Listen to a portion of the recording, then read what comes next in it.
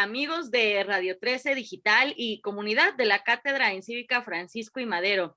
Agradecemos mucho a Daniel por este espacio en War Room. Y bueno, pues el día de hoy y ya pues a casi nada del cierre del año, uno de los temas que deben de verse o analizarse es el tema de las elecciones en este 2021. Estas elecciones fueron bastante particulares. Después de las del 2018 también eran las más grandes por la cantidad de, no solamente de personas que podían asistir a votar, sino también de lo que estaba en juego en la Cámara de Diputados, en el número de gubernaturas, cada vez que las elecciones estatales y locales se han ido emparejando con las federales. Y bueno, pues también en medio de una pandemia, desarrollar este tipo de elecciones, de estos procesos, para así decirlo, multitudinarios y que teníamos que salir a votar como ciudadanas y ciudadanos, pues también presentó un reto para las autoridades. Y para hablar de todo esto nos acompaña el día de hoy la doctora Rosa María Mirón Lince, académica de la Facultad de Ciencias Políticas y Sociales de la UNAM. Y bueno, pues doctora, muchísimas gracias por acompañarnos y hablar de este tema. Al contrario, Fabi, muchísimas gracias por la invitación. Encantada de estar aquí participando con la Cátedra Madero, como siempre. Un gran proyecto este también. Muchísimas gracias, doctora. Y bueno, pues vamos a empezar. Hablando precisamente ya como le comentaba yo en la introducción, ¿cuál sería en todo caso el balance primero de los resultados electorales para los partidos de oposición y también por otro lado el balance pues para el presidente y para el gobierno en el poder? Porque esto pues parecía como empate técnico en el boxeo o en el fútbol, de que para todos ganaron, fueron elecciones exitosas, pero bueno, hay que ser muy objetivos, unos se llevaron más que otros y aunque para otros no fue una derrota, pues sí perdieron espacios. Vaya, ¿cuál es este balance, digamos que para ambas fuerzas, doctora? Claro que sí, muchas gracias por la pregunta. Efectivamente, como decías al principio, fueron elecciones inéditas, fueron elecciones históricas las que tuvimos este año. Por el número, por lo que mencionabas, el número de cargos a elegir, más de 20,000, son muchísimos cargos, esta concurrencia de elecciones locales y federales. Todos los estados tuvieron un proceso local, además del federal. Es la primera ocasión que esto sucede. Además, bien dijiste, bueno, con un padrón mucho más grande y con la necesidad de instalar, por lo tanto, muchas más casillas que en la elección federal pasada, en 2018. Pero además de eso, en medio de la pandemia, bien dijiste, entonces, con medidas especiales, la autoridad electoral se las ingenió y creo que también con la respuesta muy positiva de la ciudadanía que decidió, a pesar de todo, participar, porque sí corríamos riesgo de que la gente pudiera sentir miedo.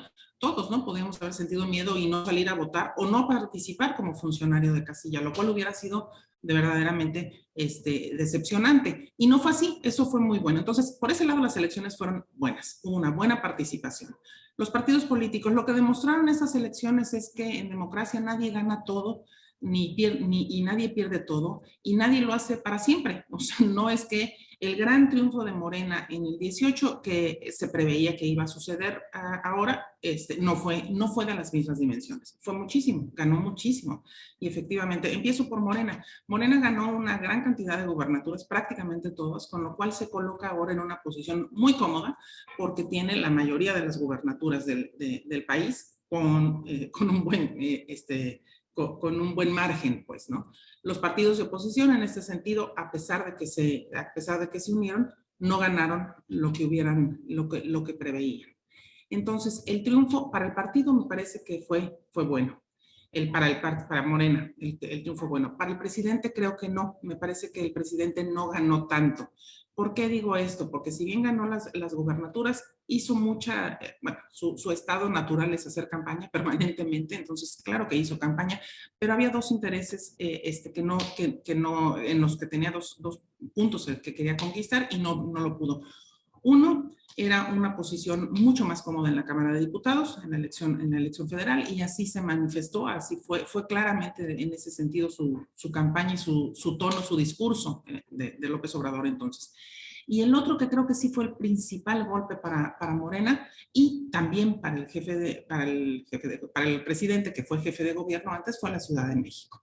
La Ciudad de México votó, se separó de Morena. El voto que había tenido que había sido prioritariamente para Morena en 18, ahora fue claro que la Ciudad de México la dividió. Fue una votación que no era esperada, desde luego por Morena, no era esperada por López Obrador y tampoco por la jefa de gobierno, que claramente ahora se ubica como la sucesora o la candidata preferida del presidente. Entonces esto sí fue un golpe muy, muy serio. En contraparte, todo lo que perdió Morena lo ganó la oposición, no necesariamente puede interpretarse así. ¿Qué ganó la oposición? Bueno, ganó conquistar más posiciones, más curules en la Cámara de Diputados, lo cual es muy positivo y de esta manera ya hay un ligerísimo contrapeso. Tiene la mayoría absoluta Morena, pero no tiene la mayoría calificada y tampoco la tiene en el Senado. Entonces esto es un contrapesito, diría yo, que no está funcionando como un real contrapeso. Pero por otro lado, lo que ensayó la oposición fue el unirse. Salvo Movimiento Ciudadano, otrora partidos grandes, los que antes eran los principales partidos en este país, PAN, PRI y PRD, por muy diferentes rutas buscaron el poder durante muchos años, ahora decidieron unirse. Creo que esta fue una buena decisión, un buen ensayo, porque les funcionó.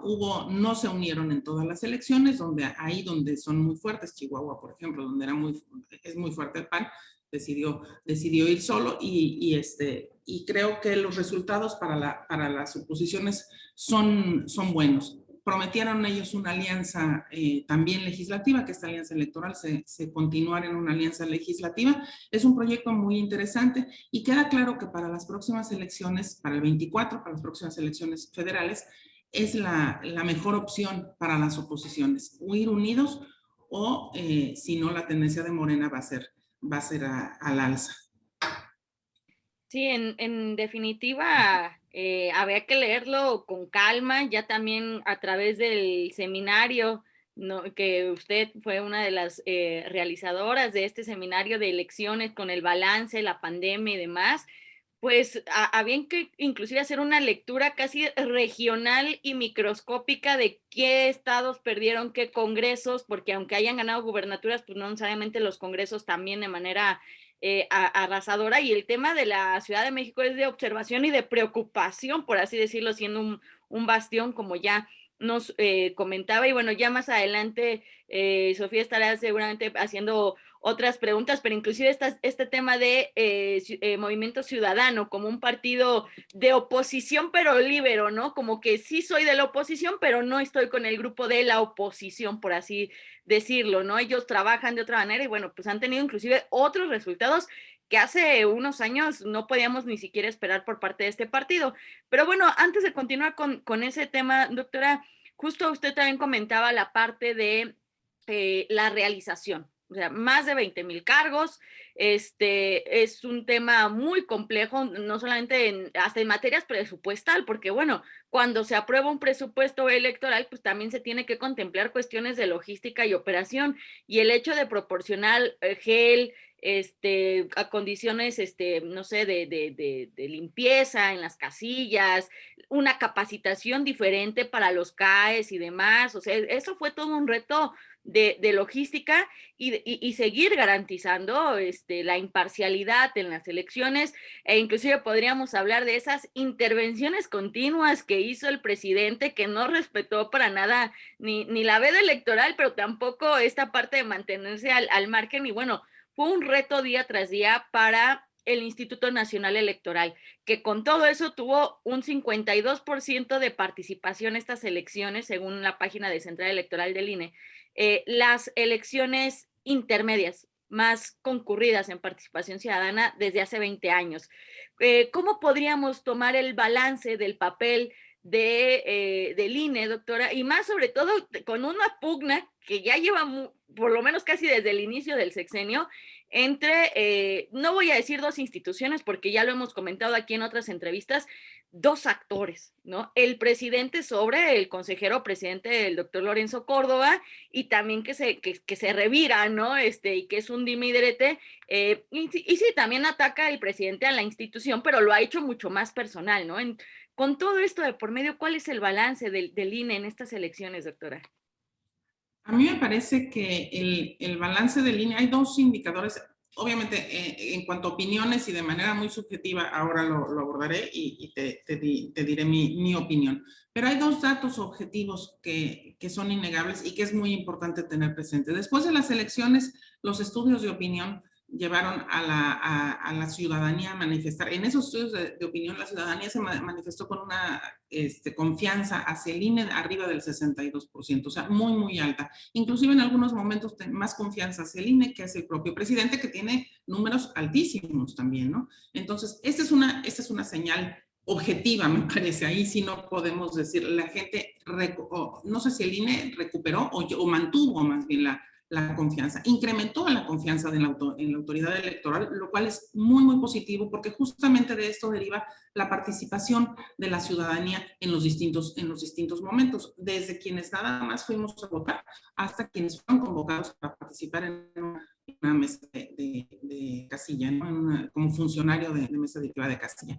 Eso es bien importante porque justamente esta confianza en que los resultados van a ser válidos, también se manifestó una confianza en que íbamos a estar sanos. Y esto también es otro dato objetivo, que es que no se dispararon a raíz de la elección, ya ahora se sabe que no se dispararon ni los contagios de COVID, ni las muertes por tal motivo. Entonces no hubo un impacto real. Dado el tamaño del ejercicio y que involucró a todo el país y a tal cantidad de gente, sí podía haberse manifestado. Afortunadamente no fue así. Los números son altísimos y estamos en una situación muy, muy grave en cuanto a la crisis sanitaria.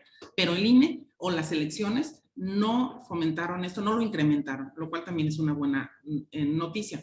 De otro lado, del lado exterior, del lado internacional, también, o sea, hubo observadores internacionales y todos ellos hablaron muy bien, los resultados fueron muy buenos, o sea, renovaron la confianza en el procedimiento, en los procedimientos, en las estrategias y todo que ha tenido el INE. Además, que sí quisiera enfatizar dos cuestiones. Como bien tú decías, el INE ha sufrido desde la presidencia, porque también el presidente de Morena y también el ex candidato a la gubernatura de Guerrero, Félix Salgado, ha tenido ataques muy, muy fuertes hacia la institución y efectivamente hacia Lorenzo Córdoba y Ciro Murayama también. Entonces, hay dos puntos de dos personajes a los que atacan. Me parece que esto ha sido de verdad lamentable porque no puedes debilitar a las instituciones atacando a sus funcionarios y no los debes, creo que no los debes. Al contrario, lo que teníamos que tener en ese momento era la certeza y la confianza en una institución, que la ciudadanía, a pesar de esos ataques desde presidencia, la mantuvo. Entonces, pudo el INE resolver y hacer sus tareas como debía. Ahora, hay otros ataques. Los ataques, como dice, siguen. Simplemente el recorte presupuestal que tiene ahora el INE, bueno, pues es dramático y desde luego que complica muchísimo el funcionamiento del instituto. Porque además, bueno, dicen el INE es caro, claro, pero tiene muchísimas tareas. O sea, tiene muchas actividades que realizar. Si le quitaran la credencial para votar, por ejemplo, pues evidentemente se reduciría la necesidad de tener esos presupuestos. Pero bueno, esas son las condiciones en las que hay. Y entonces creo que además este desprestigio no abona a nadie le conviene, porque finalmente es la institución que estará haciendo las elecciones.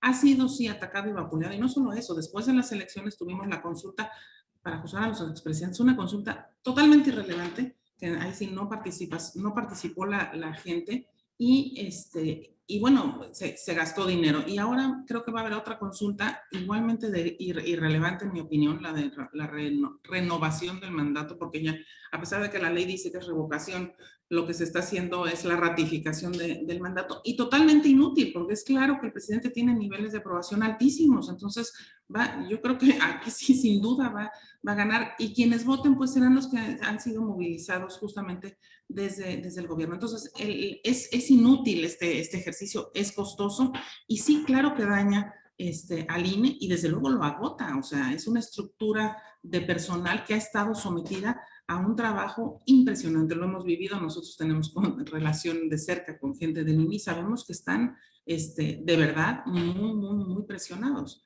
Entonces, bueno, yo lo que creo es que queda aquí sí hacerla de contrapeso y de defensa de la autoridad electoral, sin lugar a dudas. O sea, hay procesos de renovación del Consejo General, el término de Lorenzo y de Ciro terminará en algún momento, está todo previsto, o sea, están actuando de acuerdo a la ley. Bueno, simplemente pidamos que se respete el marco normativo y con base en eso se realicen los procesos electorales. Pero creo que sí es importante mencionar la necesidad de respaldar a la autoridad electoral, porque tiene una gran tarea para el próximo año también.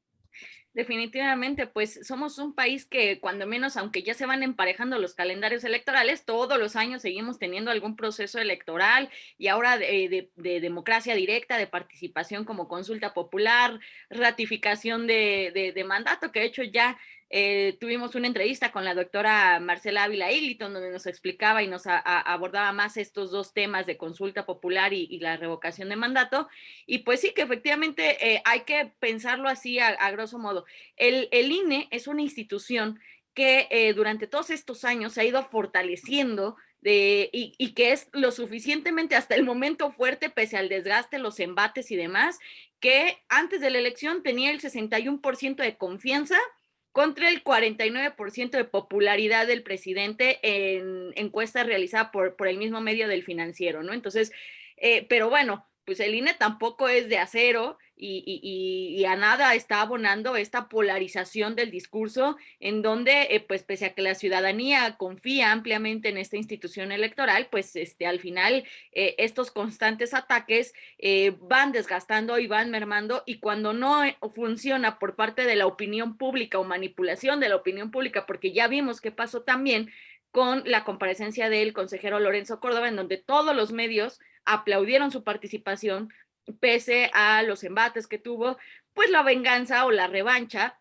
está en la reducción del presupuesto y además poniéndole más actividades como es la revocación del mandato, y entonces ahí sí es como de, pues si no se puede agredir de una manera, agreden de otra a la autoridad electoral, al árbitro, y que pues al final la democracia de este país se ha garantizado conforme a lo que antes vivíamos, que pasaba en Secretaría de Gobernación cuando ellos eran los que manejaban las elecciones. Bueno, pues ahora los y las ciudadanas tenemos la certidumbre de que nuestro voto es contado, bien contado, ¿no? Que en la medida de lo posible se busca dar certeza y seguridad a la elección, pero bueno, este tipo de situaciones no abonan, pero el INE ha permitido que otros partidos emerjan, se posicionen, como ya hablábamos del caso de Movimiento Ciudadano, por ejemplo, o la continuidad del mismo PT y Partido Verde, que hoy son parte fundamental de la alianza del gobierno en el poder. Pero bueno, adelante, Sofi, precisamente hablando de otros contextos electorales. Sí, bueno, justamente, ¿no? Ya se mencionaba cómo afectan estos resultados tanto al presidente como al partido en el poder. Y ahora me gustaría preguntarle, estos resultados, ¿cómo van a beneficiar directamente a la ciudadanía, ¿no? Que ya lo mencionaba usted, fue la participación más alta, ¿no? Las elecciones que han tenido la participación más alta, ¿cómo lo van a beneficiar? O en dado caso, ¿lo van a perjudicar estos resultados electorales? Eso por una parte. Y por un segundo punto, estos resultados también a su vez podrían significar, no sé, una especie de parálisis legislativa o algunas problemáticas con gobiernos yuxtapuestos. Sí, bueno, como dijimos antes, justamente la ciudadanía, los votos se contaron y se contaron bien, entonces los resultados que tenemos son los que la ciudadanía decidió. Entonces puede ser que no nos guste, que si nos guste, en algunos casos nos gustará, en otros no. A lo mejor en la alcaldía que vivimos en la Ciudad de México sí quedaste contenta y ganó por quien nosotros votamos o no. Entonces de esto dependerá. Pero en todo caso, el escenario en la Ciudad de México, esta diversidad en la Ciudad de México me parece que es muy positiva. Creo que sí, es un gran reto para la jefa de gobierno y es una situación inédita. Desde la elección de 2000, en donde era jefe de gobierno del Distrito Federal López Obrador, cuando la ola azul y que llegó, ganó Fox en aquella elección, también jaló la elección local y Santiago Krill perdió por nada, por 200,000 votos o una cosa así. Ganó López Obrador con esa diferencia, pero también en la entonces Asamblea Legislativa, no Congreso, y en las entonces delegaciones, no alcaldías, tuvieron una importante presencia los partidos de oposición. Desde entonces ha sido territorio López Obradorista, porque primero fue perredista y después morenista. Entonces, es un territorio López Obradorista. Creo que esta situación actualmente beneficia mucho y beneficia el resurgimiento, o por lo menos que de algunas señales, la pluralidad, porque era un gobierno donde controlaba absolutamente todo, el gobierno de la ciudad. Y en algunos estados esta situación se repite. Hay casos en que los gobernadores pues no son personajes muy conocidos o no por buenos motivos, pero y personajes que no han destacado y que no sabemos cómo van a actuar. El caso de Guerrero es impactante porque, bueno, al no ser Félix Salgado Macedonio, Morena decidió en una encuesta que nadie conoció que la candidata iba a ser su hija. La experiencia política de ella pues es desconocida, tanto yo la verdad nunca había oído de su actividad, creo que su actividad política ha sido irrelevante hasta ahora, y entonces el desempeño de ella, bueno, pues es dudoso. ¿Esto va a perjudicar o no a la ciudadanía? Es difícil saberlo, supongo que actuarán otros intereses y otras fuerzas, pero lo que sí es cierto es que tenemos que tener la certeza de que ganaron los que tuvieron más votos. Entonces, insisto, nos guste o no nos guste, pues esa es la realidad. Están ejerciendo el poder quienes tuvieron más votos. Inclusive, por ejemplo, ahora en la aprobación del presupuesto, bueno, pues Morena tiene la mayoría. O sea, puede, y las mayorías se ejercen, porque para eso recibieron el voto también, ¿no? Habrá que evaluar, y con base en esto sabremos en la próxima elección cómo definirnos. Esto por lo que se refiere a las, ¿cómo la pregunta, ya se me pasó. No se preocupe. Bueno, Que sí, justamente estos resultados, ¿no? Podrían traer alguna positivo o no. Y la otra, los gobiernos no unitarios, los gobiernos yuxtapuestos. Creo que es importante lo que hemos vivido. Tuvimos no hubo mayoría del partido gobernante en la Cámara de Diputados desde 97 hasta 2018, y en esa época se hicieron muchas reformas. Es cierto, las estrategias y las rutas, que si los moches y tal, para las reformas estructurales, eso, bueno, pues son estrategias de negociación política, ilegales algunas, legales no, pero que se dan y que se han dado en muchos parlamentos del mundo, ¿no? Tenemos que exigir más a nuestros representantes, sí, es cierto, tenemos que castigar, que además no se ha hecho nada, ¿no? En este gobierno que se suponía que iban a jalarle las orejas y a corregir esos problemas, pues no, la verdad es que no se ha resuelto nada, en ningún caso ha avanzado. Si hubo moches y si se vendieron los votos, bueno, habrá que castigarlo. Pero el caso es que a lo que me quiero referir es que no se vio en estos casos de gobiernos no unitarios, sí vimos que no hubo parálisis legislativa, al contrario, hubo una importante producción. Es cierto que ahora es más fácil para Morena, y en el gobierno desde el 2018 ha sido mucho más fácil sacar las iniciativas, pero solamente las que no son constitucionales. Las otras, el presidente ha tratado de darle la vuelta a través de decretos muy cuestionables, y bueno, creo que de esto se trata la democracia, de que tengamos distintas opciones políticas, de que la sociedad pueda cambiar y que se respete, que como voten es como se conformen los órganos de dirección y los legislativos. Bueno, pues sin duda tenemos muchos elementos a considerar, ¿no? Provenientes de los resultados de estas elecciones y consultas del 2021.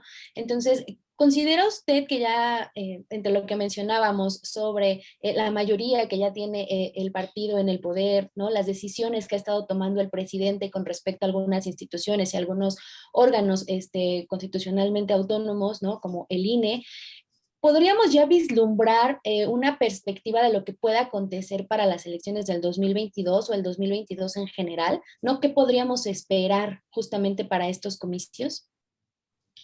Sí, bueno, yo creo que hay algo muy preocupante. Este avance y esta centralización del poder que se ha dado en este gobierno, es claro que se mantiene. las últimas, me refería al decreto, bueno, pues sí, el último decreto que aprobó hace un par de días, o las designaciones, las propuestas para designación.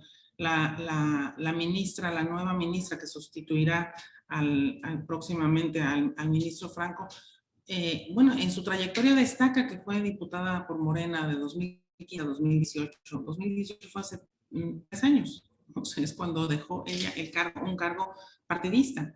Y ahora de ahí pasar a la Suprema Corte sí me parece peligroso, por lo menos. En el caso del Banco de México, por ejemplo, también la persona que está, digo, qué bueno que sean mujeres, eso me da gusto, pero no porque sean mujeres podemos dejar de ver cuál es su trayectoria y sobre todo cuál es el vínculo con el partido en el gobierno, y más que con el partido en el gobierno, con el presidente. Son personas muy leales al presidente. Creo que hay malas señales en cuanto al fortalecimiento de la democracia que estamos viendo y que afectan. Entonces, el Banco de México ha funcionado de una manera bastante buena, homogénea, ha permitido la estabilidad de la economía y del peso, desde luego, el tipo de cambio que simplemente con el anuncio de la importancia de las decisiones que está tomando a nivel internacional y para la economía de México, pues apenas dijo el presidente, voy a proponer a esta mujer, Victoria, no sé qué se llama, la voy a proponer, y el peso sufrió una caída frente al dólar, impresionante, o sea, sí se devaluó de una manera importante. ¿Por qué? Pues porque tiene consecuencias. ¿Y por qué? Porque no es una persona conocida en el medio, que los mercados internacionales en donde México se inserta, o sea, no hay de otra, no podemos aislarnos de eso y pretender que no va a tener consecuencias. Y eso no es que afecte a un sector. Una devaluación del peso o una devaluación del peso o un incremento en la inflación, como se está dando, afecta más a los más pobres, sin lugar a dudas. Entonces, estas decisiones que está tomando el presidente me parecen muy, muy peligrosas, junto con otra que a mí sí me preocupa, y junto con esto que comentaba, es superpuesta, o junto con ella de verdad me quita el sueño, y es el proceso de militarización del país. Eso sí me parece que es verdaderamente peligroso. Nunca vivimos nosotros una dictadura militar. Los militares siempre fueron bastante civilizados y adaptados al sector civil, desde que el PRI los separó en un sector y después lo quitó. Pero han sido muy institucionales. Pero en este momento se les está dando una fuerza impresionante al sector militar, una gran cantidad de actividades. O sea, tienen negocios y tienen dinero. Y creo que es una mala combinación tener el poder, tener dinero y tener las armas, o sea, y tener la fuerza. Creo que esa es una muy mala combinación. En este sentido, sí creo que estamos viviendo un proceso particularmente complicado. Algo que no dijimos antes, y es de las elecciones, fue el ambiente de violencia en el que se dio. O sea, México se ha vuelto un territorio de verdad súper, súper violento. La cantidad de homicidios dolosos es impresionante, es enorme. En ese contexto se dieron las elecciones y, bueno, sí sufrió algunos embates el INE, afortunadamente menores, pero sí vivimos en ese ambiente de violencia. En ese contexto donde se van a hacer las elecciones del año que entra, el reto que implica para el INE es enorme, porque no va a tener presupuesto, porque tiene que hacer la consulta, bueno, es el ejercicio de revocación del mandato antes, pero son 6 gubernaturas que se habrán de renovar. Si esas 6 gubernaturas las gana Morena, como parece ser, porque las encuestas de opinión, los estudios de opinión dicen que va, salvo en Aguascalientes, dicen que Morena va a ganar. Y es clara la estrategia, que quienes están ganando no son representantes de Morena como tal, sino más bien aquí estamos viendo este juego en donde el partido postula al candidato más taquillero, y entonces el que tiene más, el que puede garantizarle más votos es el que llega a la gubernatura. Y la verdad es que tenemos personajes pues que a mí no me dan confianza. Desafortunadamente creo que eso es lo que puede pasar el próximo año. Yo esperaría que la alianza opositora se mantuviera, que tal vez que Movimiento Ciudadano, bueno, que ha tenido un gran desempeño, ¿no? No sé si para el próximo año, pero para el 24 yo sí esperaría que se uniera también Movimiento Ciudadano, como antes se hizo las alianzas contra el PRI, todos unidos contra el PRI, y entonces así se permitieron las transformaciones. Creo que de eso se trata la política. Yo creo que sí se necesita fortalecer a las oposiciones, simplemente por el principio de que nadie debe de tener el poder absoluto. Definitivamente, y perdón, Sofía, voy a hacer aquí una breve intervención, pues, porque nos ameritaría tener inclusive, ya sea o un conversatorio o una entrevista a través de Cátedra Madero, pues el tema de la militarización del país y la violencia, lo que está pasando en estados como Zacatecas, Aguascalientes, ¿no? En donde pues la violencia está al 100, ya toda la zona del Bajío en particular, ¿no? Pero muchos municipios en donde ya los policías municipales, que al final son gente civil que no pertenece a la militarizada, ya han decidido renunciar, ya no presentarse por miedo, pues ya no hablemos a las extorsiones, sino a la muerte. Hemos visto una serie durante el mes de noviembre de colgados, ¿no? Que eran pertenecientes a las policías municipales o algunos funcionarios síndicos, ¿no? O sea, es un tema bastante grave lo que está pasando. Y luego el tema de la militarización, no habían existido tantos activos militares en las calles del país desde la llamada guerra contra el narcotráfico en el 2006 con Felipe Calderón. Entonces, pues pareciese que estamos viviendo en un momento en donde se nos prometió hacer las cosas de manera muy diferente, de evitar la militarización, de mejorar la seguridad, ¿no? Y situaciones todavía peores en temas de derechos humanos, o sea, cada vez está peor la situación, y uno de ellos es inclusive la situación que está pasando en Guerrero con los infantes y las niñas que están siendo obligadas a casarse en las comunidades, que eso ha sido lamentablemente una tradición, pero que no se le está poniendo la atención suficiente, y que mejor estamos como ocupados discutiendo si ratificación o renovación de un mandato, que al final es un mandato que no está atendiendo las situaciones muy delicadas que están pasando en el país, y pues que esto nos llevaría precisamente pues, al 2022, ¿no? Sofía, adelante. Sí, no, definitivamente hay muchos puntos que rescatar, ¿no? Esta búsqueda de la centralización del poder nos ha traído como varias divergentes y no de manera positiva, ¿no? Una de estas es justamente la declaración de las obras de infraestructura como temas de seguridad nacional, ¿no? Que podríamos decir que es incluso una contradicción en la búsqueda de eliminar toda esta corrupción y de promover la transparencia, ¿no? Que han sido como bases de su campaña. Y también un punto importante que resaltaba usted, doctora, con respecto a la elección de la nueva ministra, pues es justamente esto, que la elección de más mujeres no significa que se esté buscando una igualdad de género, ¿no? O inclusive apoyar a las mujeres no significa que sea un gobierno feminista, ¿no? Entonces aún hay como muchas cosas que resolver, un panorama un poco sombrío para llegar a 2022, ¿no? Ante la falta también de algunos nombramientos, ya lo mencionaba con el Banco de México, pero también con CONAPRED, ¿no? Que ha pasado inclusive todavía más tiempo sin tener una directora como tal, y que eso también ha traído consecuencias con respecto a los derechos humanos y bueno, en fin, es como un panorama un poco... de derechos humanos también, que si bien tiene una titular, es como si no la tuviera, o sea, se borró del escenario la Comisión de Derechos Humanos,